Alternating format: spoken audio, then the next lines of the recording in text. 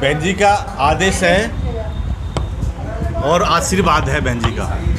बहन जी का आशीर्वाद है पूरा, और माननीय बहन जी ने ये कह के भेजा है कि इस लड़की को ज़रूर जिता करके लाना है, और ये लड़की भी बड़ी कर्मठता से और बड़े निस्वार्थ से और बड़ी मेहनत के साथ में अपने पूरा समय दे रही है, और ये जो है हर हालत में पश्चिमी दिल्ली से ये लोकसभा सदस्य चुन करके दिल्ली पहुँचने का काम करेंगे। जी क्या ऐसा लग रहा है इस बार कि मतलब बीएसपी अपनी जगह बना पाएगी सातों सीट से? विशाखानंद जी का तो लग रहा है, विजय बोस जी का लग रहा है कि जीतेंगे।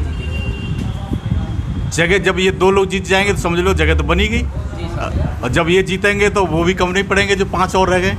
तीनों पार्टियों की लगभग विपक्ष की जगह खत्म है, कुछ ऐसा माहौल बना हुआ है। त्रिकोणीय संघर्ष है दिल्ली के अंदर ही क्या पूरे देश में ही त्रिकोणीय संघर्ष है।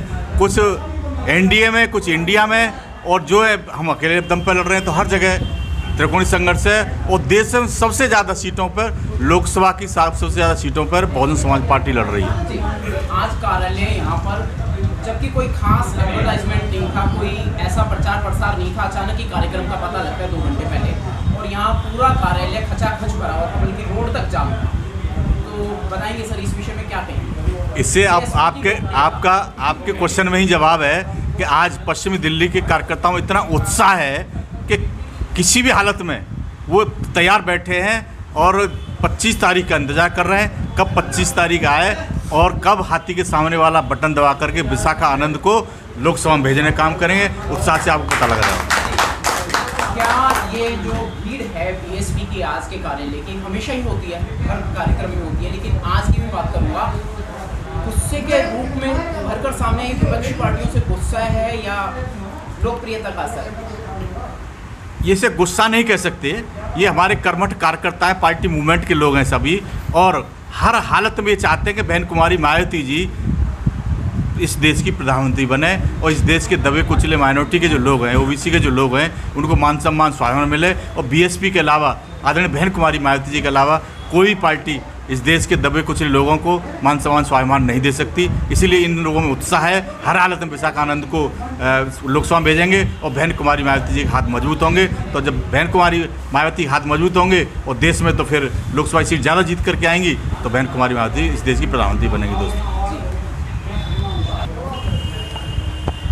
सर, वोटर्स के लिए क्या संदेश है आपकी तरफ से? पहले तो आपके चैनल को साधुवाद।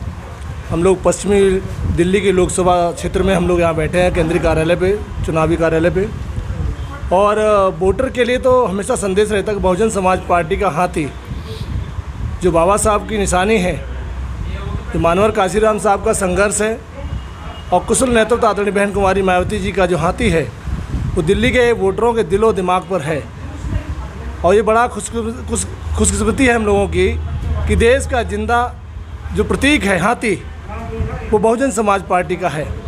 ये विशाल जो काय जो हमारा हाथी है, ये बहुजन समाज का प्रतीक है, इस समाज को जगाने का प्रतीक है।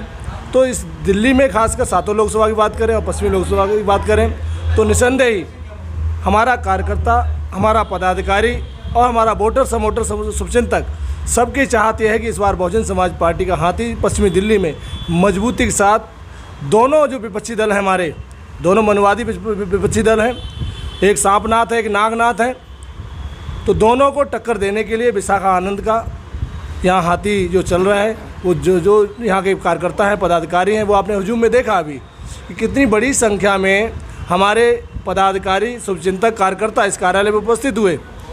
जबकि ये हमारी संगठन समीक्षा बैठक थी जो आज हमने बुलाई थी, विशेषकर उनको आदरणीय बहन जी के दिशा निर्देश देने के लिए कि चुनाव में हमको कैसे जाना है, हमें हर चीज़ को समझना है, चुनाव की प्रक्रियाओं को समझना है। तो वो सारी बात सुनने के लिए यहाँ पर एक एक कार्यकर्ता आपकी समझ आया और विशाखा आनंद जी को ये बताने आया कि आप पूरी मजबूती के साथ चुनाव लड़िए, पूरा संगठन आपके साथ है। यहाँ पूरी लोकसभा में 10 विधानसभाएँ हैं, एक एक पदाधिकारी आपकी देख रहा है, आपकी राहत देख रहा है ईमानदारी से। और इस समय दिल्ली में सबको देख लिया, दिल्ली के 70-75 सालों में भाजपा कांग्रेस कांग्रेस भाजपा, अब एक खामखा आदमी आ गया जिसकी कोई विचारधारा नहीं, जिसकी कोई पार्टी की आइडियोलॉजी नहीं। अब वो तो ऑलरेडी अब दो चोर एक साथ मिल गए, एक डकैत को उन्होंने 10 साल उन्होंने लूटने का काम किया भाजपा ने, अब उसको चेंज करके और दूसरे डकैत को ले आए। और अभी एलिगेशन में हमने देखे पेपर में, दोनों एलिगेशन, जो पूर्व सांसद था, जो वर्तमान सांसद के लिए लड़ रही है उधर से विपक्ष से, दोनों आपस में भ्रष्टाचार के एलिगेशन एक दूसरे पर लगा रहे हैं। तो इसका मतलब भ्रष्टाचारियों को सबक सिखाने के लिए दिल्ली में, इस पश्चिमी दिल्ली में बहुजन समाज के लोग और सर्व समाज के लोग विशाखा आनंद जी को चुनने का काम करेंगे और इनको संसद में भेजने का काम करेंगे। आदरणीय बहन जी को भी उम्मीद है कि पश्चिमी दिल्ली से एक बड़ी ताकत के तौर पर बहुजन समाज पार्टी उभर के सामने आएगी, ऐसे ही हमारी आशा उम्मीद भी है। कहीं खतरा नजर आ रहा है ईवीएम से?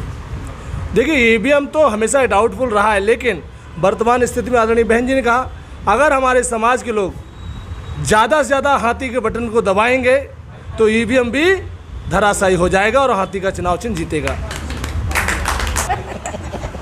विशाखा आनंद जी क्या अपने वोटर से अपील करेंगे, अपनी जनता से क्या अपील करेंगे? आपकी लोकप्रियता बहुत ज़्यादा बढ़ती जा रही है कि आपका संदेश बहन जी तक पहुंच गया है, वहां से भी आपको समर्थन आया है। मैं अपने वोटरों से यही अपील करूंगी, इस बार आप सही को वोट देके इस देश का भविष्य वापस, इस देश को सोने की चिड़िया बनाइए और बहन जी के हाथ मजबूत कीजिए। जय भीम।